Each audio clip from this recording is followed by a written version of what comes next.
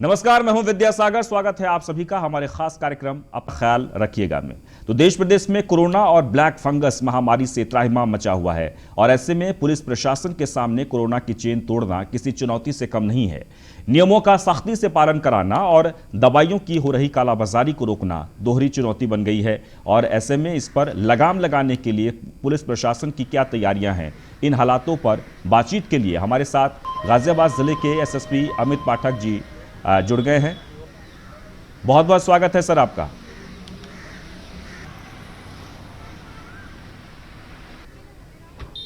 तो आपको बता दें कि एसएसपी अमित पाठक जुड़ेंगे अभी, लेकिन हम आपको बता दें कि अपना ख्याल रखिएगा में लगातार हम इस प्रोग्राम के जरिए आपको जागरूक करते हैं और हर ज़िले के बारे में, उन तैयारियों के बारे में समीक्षा करते हैं कि आखिरकार उस ज़िले में किस तरह की स्थिति है, खासकर कोरोना और ब्लैक फंगस को लेकर। इस वक्त जो हालात हैं पूरे देश भर में, चारों तरफ निराशा के अथाह समंदर में लोग डूबे हैं, जिनके अपने इस कोरोना काल के गाल में समा गए, उनके घर में दुख का पहाड़ टूटा हुआ है। लेकिन आगे से लोगों की विशेष व्यवस्था हो, खासकर इलाज को लेकर, जो कालाबाजारी में लोग सक्रिय हैं उसे किस तरीके से रोका जाए, और इन तमाम चीज़ों को लेकर सरकार की तरफ से लगातार निर्देश दिए जा रहे हैं सख्ती को लेकर। और ऐसे में हमारे साथ गाजियाबाद के एसएसपी जुड़ेंगे और बताएंगे कि फ़िलहाल गाजियाबाद में क्या स्थिति है, किस तरीके से तैयारी चल रही है।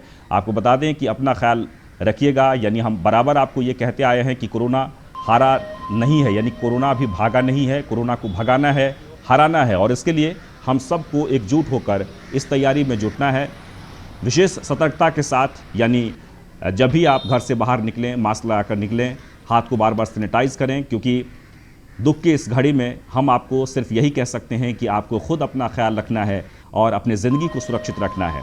इन तमाम चीज़ों के बीच आपको बता दें कि सबसे ज़्यादा जो महत्वपूर्ण है इस वक्त, वो पुलिस प्रशासन की जिम्मेदारी। प्रशासन ने बखूबी अपनी जिम्मेदारी निभाई है और बहुत ही मुस्तैदी के साथ कोरोना की चेन को तोड़ने में लगातार कारगर कदम उठा रहे हैं। और इसलिए लगातार हर ज़िले से हम ये जानने की कोशिश करते हैं कि आखिरकार उस ज़िले की स्थिति क्या है, उस ज़िले में क्या कुछ हो रहा है। और आज गाज़ियाबाद की स्थिति के बारे में हम जानेंगे, क्योंकि गाज़ियाबाद के कई ऐसे इलाके थे जहां पर कालाबाजारी करने वाले लोग सक्रिय थे और इस मामले में यह न्यूज़ वन इंडिया पर खबर चलने के बाद उस पर कार्रवाई भी हुई थी। इन तमाम चीज़ों को लेकर आज हम विस्तार से चर्चा करेंगे। लेकिन इस बीच एक बार आपको फिर से हम बता दें कि कोरोना के बाद ब्लैक फंगस ने भी दस्तक दी है और ब्लैक फंगस से कई लोगों की जान भी गई है। यानी कि लगातार ये जो मरीज़ हैं वो अलग अलग ज़िलों में पाए जा रहे हैं और इसलिए आपको सावधान रहने की ज़रूरत है। बहुत ही सावधानी के साथ आपको आगे बढ़ना है। और इस वक्त हमारे साथ गाज़ियाबाद के एसएसपी अमित पाठक जी जुड़ गए हैं। बहुत बहुत स्वागत है सर आपका।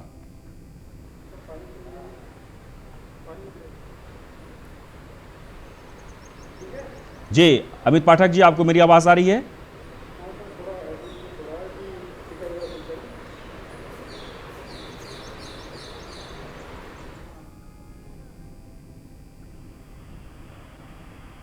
जी सर, सबसे पहला जो सवाल है हमारा वो ये कि इस वक्त मुश्किल की इस घड़ी में। जी बिल्कुल आ रही है। जी सर, हमारा सवाल यही है कि इस मुश्किल के घड़ी में पुलिस प्रशासन के सामने एक बड़ी जिम्मेदारी सामने आई है, कैसे निर्वहन कर रहे हैं?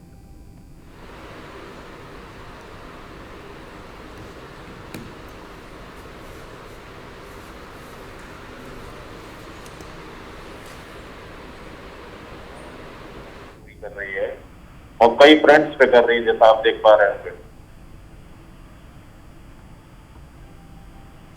जी, एक और जहां पर अपराधों पर, कालाबाजारी पर कार्रवाई करनी है, जी, वहीं और लोगों से अपील करनी है कि वो सोशल डिस्टेंसिंग का पालन करें, जिससे डिजीज का स्प्रेड रोका जा सके। साथ ही साथ तमाम महत्वपूर्ण ड्यूटियां हैं, चाहे वो हॉस्पिटल्स पर हो, वैक्सीन सेंटर्स पर हो, या ऐसे स्पॉट्स पर हो जहां पर भीड़ लगने की संभावना है, जैसे ऑक्सीजन फैसिलिटी हो।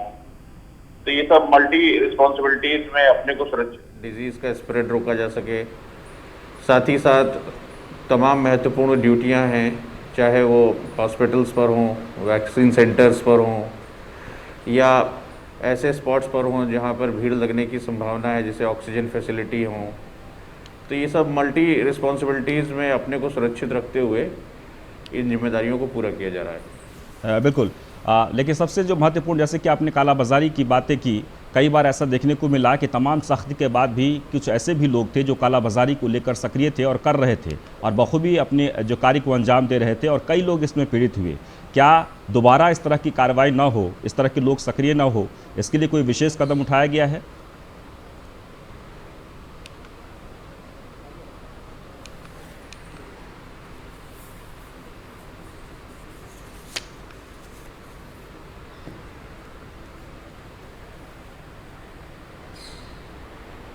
सिलेंडर गाज़ियाबाद पुलिस के द्वारा बहुत ही इफ़ेक्टिव कार्रवाई की गई है प्रदेश में। जी। और हम आपको बताना चाहेंगे, कालाबाज़ारी से संबंधित अलग अलग मुकदमों में करीब 40 लोगों की हम गिरफ्तारी कर चुके हैं, जिनके पास से करीब 750 सिलेंडर्स और ऑक्सीजन कंसंट्रेटर, पल्स ऑक्सीमीटर, करीब 40 लाख रुपीज़ कैश ये हम लोगों ने बरामद किया है। और भारी संख्या में जो इनके मंसूबे थे उनको हमने होने से पहले ध्वस्त कर दिया। और हमने एक हेल्पलाइन नंबर भी जारी किया है, जिसके ज़रिए लोग अपनी कंप्लेंट्स, चाहे वो छोटी कालाबाजारी की हो या बड़ी, तुरंत नोट करा सकते हैं। इस कंप्लेंट नंबर के ज़रिए जो हमको कंप्लेंट्स मिली, हमने उन पर भी त्वरित कार्रवाई करते हुए और कालाबाजारी पर पूरी तरीके से यहाँ पर अंकुश लगाया है। अब हमारे पास शिकायतें भी आना बंद हो गई हैं। जी, बिल्कुल। एक जो महत्वपूर्ण सवाल ये है कि कोरोना के केस में कमी आई है, लेकिन ये इस कमी लाने में आप लोगों की बहुत बड़ी भूमिका इसलिए है कि कोरोना कर्फ्यू को बड़ी ही सख्ती से पालन कराया गया है और यही वजह है कि कोरोना में कम इस वक्त जो हम केसेस देख रहे हैं वो कम, वो इसलिए कि लोग अपने आप को लॉकडाउन किए, यानी कि घर में बंद कर लिए। अगर लॉकडाउन में यानी कर्फ्यू में थोड़ी सी भी अगर ढील दी जाती है तो निश्चित तौर पर लोग सड़कों पर उतरेंगे, उस समय आपकी जिम्मेदारी और बढ़ जाएगी। आप किस तरीके से इस जिम्मेदारी को निर्वहन करेंगे और लोगों को कैसे आगाह करना चाहेंगे?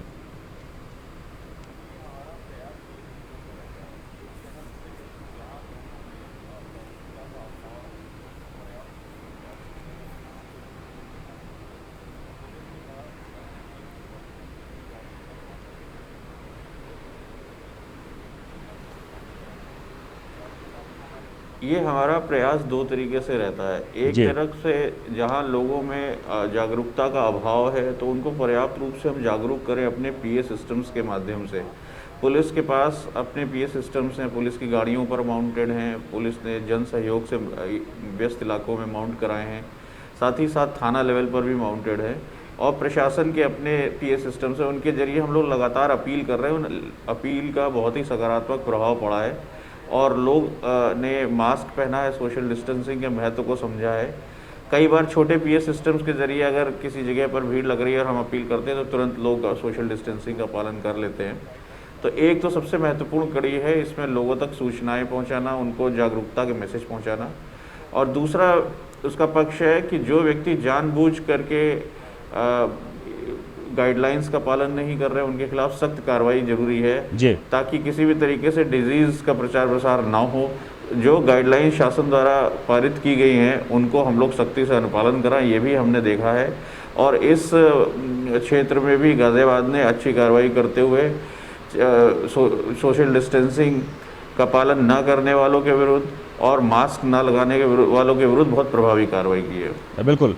एक और अच्छी तस्वीर जो लगातार आ रही थी पुलिस की तरफ से, हम देख रहे थे कि कई जगहों पर वो लोग जो डेली कमाते हैं और डेली खाते हैं और इस कर्फ्यू के दौरान काफ़ी मुश्किलों के दौर से वो गुजर रहे हैं, उनके पास रोज़ी रोटी का तो संकट है ही, कोई भूखे ना रहे और इसलिए प्रशासन की तरफ से भी व्यवस्था की गई थी। कई जगहों पर खाने परोसना या फिर लोगों को खिलाना या लोगों के लिए व्यवस्था करना। गाज़ियाबाद पुलिस की तरफ से क्या किया गया है?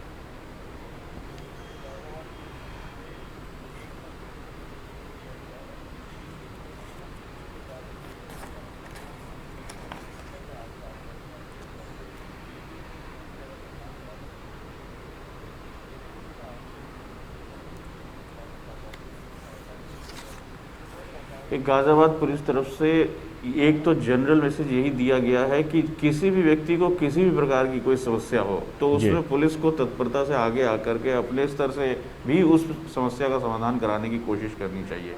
यदि किसी को एम्बुलेंस की ज़रूरत है, यदि किसी भी प्रकार की तात्कालिक सहायता की ज़रूरत है, तो सरकारी साधनों के जरिए और जो पुलिस के अपने साधन उनके जरिए यदि संभव हो तो तत्काल सहायता पुलिस ही उपलब्ध करा दे।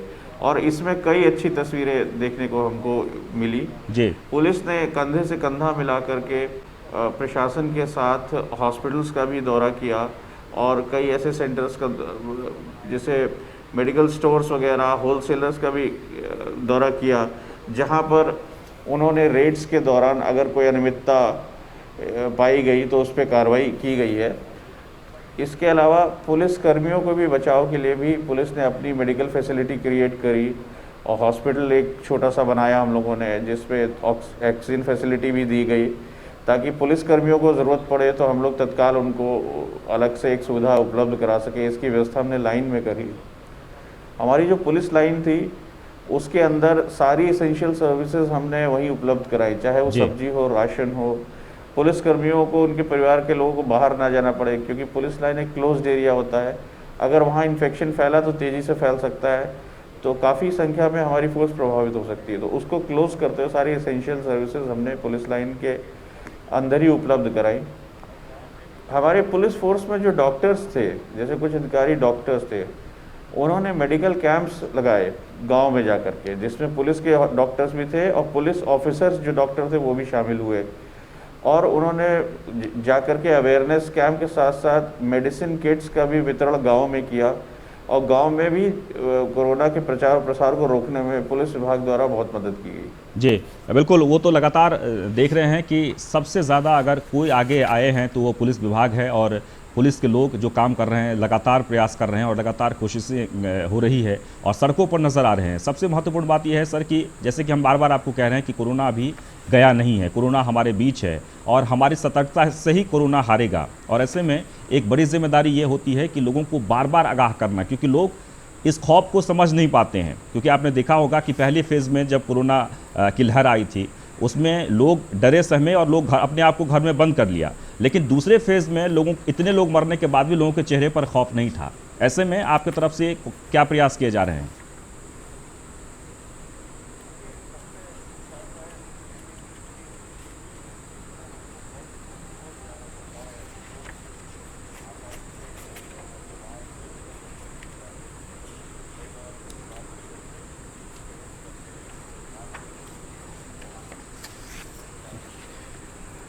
देखिए, सबसे टफ है चेकिंग फ्रिस्किंग, क्योंकि इसमें हमको बहुत क्लोज जाना पड़ता है। लोग आसानी से अपने घर के बाहर निकलने का पर्पस नहीं बताते हैं जी कई बार विवाद भी करते हैं, बहस करते हैं। आप उनसे पूछिए कि कहाँ के लिए निकले हैं तो स्पष्ट कारण नहीं बताते हैं। कई बार उनके हाथ में कागज़ नहीं होते, मोबाइल से दिखाने की कोशिश करते हैं, तो ऐसे में क्लोज कांटेक्ट का बहुत चांसेस रहते हैं। तो स्पेशल ट्रेनिंग हमने दी है कि ड्यूटी के दौरान कोशिश कीजिए कि आप बहुत क्लोज कांटेक्ट में ना जाएं, क्योंकि जब स्वयं को सुरक्षित रखेंगे तभी बाकी सबको सुरक्षित रख पाएंगे। तो सड़क पे खड़े होकर के चेकिंग करना एक टफ काम है, लेकिन मैं खुश हूँ कि गाज़ियाबाद पुलिस ने बैरियर्स लगा करके और राउंड द क्लॉक चेकिंग करके अच्छी मेहनत करी, उसके अच्छे परिणाम मिले।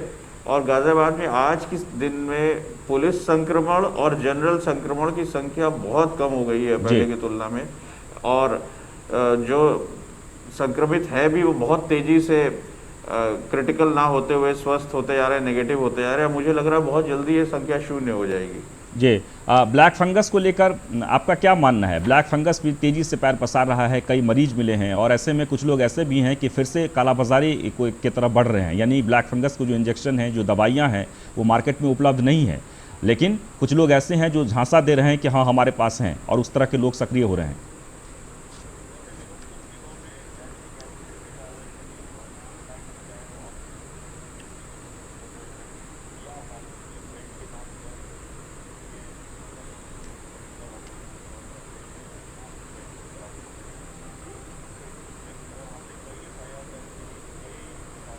हमने विगत कुछ दिनों में ऐसे गैंग्स पे भी कार्रवाई करी है जो ऑनलाइन, चाहे वो ऑक्सीजन सिलेंडर बेचने की कोशिश कर रहे हों या हॉस्पिटल बेड के नाम पर ये शो कर रहे हो कि वो किसी पर्टिकुलर हॉस्पिटल को बिलोंग करते हैं और वहाँ पे बेड बुक करा सकते हैं। उसमें हमने कई एफआईआर दर्ज करी, कई शातिरों को हमने गिरफ्तार किया और उन पर कड़ी कार्रवाई करी है। हम आने वाले दिनों में उन पर एनएसए भी लगाएंगे और लगातार हम ये मैसेजेस पास कर रहे हैं इसीलिए कि यदि कोई आपको ल्योर कर रहा है, आपको लालच दे रहा है या आपको मेडिसिन का वो दे रहा है, तो आप हमें बताएं। और इसमें हमको पिछले दिनों में आशातीत सफलता भी मिली है। जी और अभी इधर जैसे मैंने बताया कि इस तरीके की कॉल्स में कमी आना इस बात का संकेत है कि ज़रूर इन एक्टिविटीज़ में कमी आई होगी। फिर हमने अपनी सारी टीमों को अलर्ट करके रखा हुआ है कि ऐसी कोई भी सूचना किसी भी माध्यम से जरा सा भी हिंट आपको अगर मिले तो उस पर कड़ी कार्रवाई करनी है।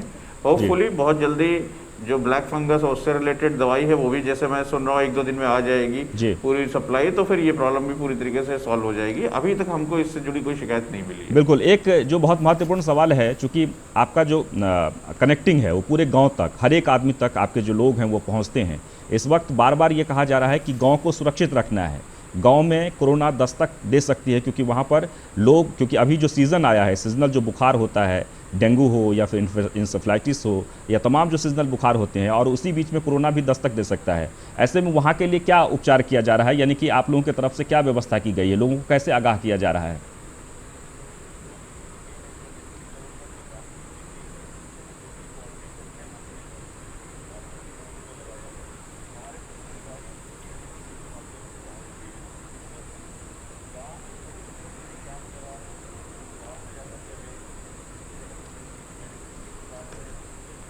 दो तीन चीज़ें हैं जो डिस्ट्रिक्ट लेवल पर निगरानी समिति है, उनके कोऑर्डिनेशन में हमने जो हमारे बीट आरक्षी हैं उनको लगाया है।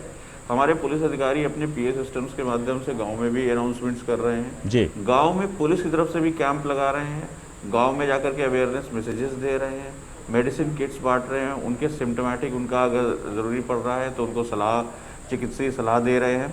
और गांव में प्रचार प्रसार न पहले उसका एक इम्पॉर्टेंट एस्पेक्ट है कि जो इस समय आंशिक कोरोना कर्फ्यू लगाया गया है उसका भी हम अनुपालन कराएं, जिससे स्प्रेड रुके। सबसे इम्पॉर्टेंट और कारगर तो वो है। तो उस दिशा में भी हम ऐसे कोशिश कर रहे हैं कि अननेसेसरी लोगों का मूवमेंट्स ना हो। एट द सेम टाइम जो लोग इंडस्ट्री से जुड़े हैं, एसेंशियल सर्विसेज से जुड़े हैं, उनका मूवमेंट रुकने ना पाए। मेडिकल है, मेडिकल स्टाफ है, मेडिकल स्टोर से जुड़े हैं, या फल सब्जी दूध दवा की सप्लाई से जुड़े हैं, इन लोगों की प्रोड्यूस मार्केट तक पहुंच जाए, लोगों तक पहुंच जाए, इसमें कोई बाधा भी ना उत्पन्न हो। तो ये दोहरी चुनौती पुलिस के सामने है, जिसके लिए लगातार हमारी टीमें काम कर रही हैं। और जैसा मैंने बताया कि पुलिस में भी इन्फेक्शन रेट कम हुआ है इस बीच, और गांव में भी जो है अच्छे सिग्नल्स गए हैं। तो मुझे लगता है बहुत जल्द यहाँ पर कोरोना पे अभी केसेस में पूरी तरीके से कमी आ जाएगी और शून्य हो जाएंगे केसेस जी, और पिछले दिनों की तुलना में बहुत अच्छी स्थिति है। बिल्कुल। हम सर यही उम्मीद करते हैं कि आपके जवान लगातार क्षेत्र में रहते हैं, घूमते हैं, आप लोग भी मैदान में रहते हैं, आप लोग भी अपने आप को सेफ रखें, सुरक्षित रहें, क्योंकि आपका सेफ रहना, आपका सुरक्षित रहना देश के लिए, समाज के लिए बहुत ज़रूरी है। और इसलिए न्यूज़ वन इंडिया लगातार ये कामना करती है कि आप लोग हमेशा सेफ रहें। अब महत्वपूर्ण एक सवाल जो चलते चलते हम चाहते हैं कि आप बता दें कि आप इस वक्त दर्शकों से, लोगों से क्या आगाह करना चाहेंगे, क्या अपील करना चाहेंगे कोरोना को लेकर?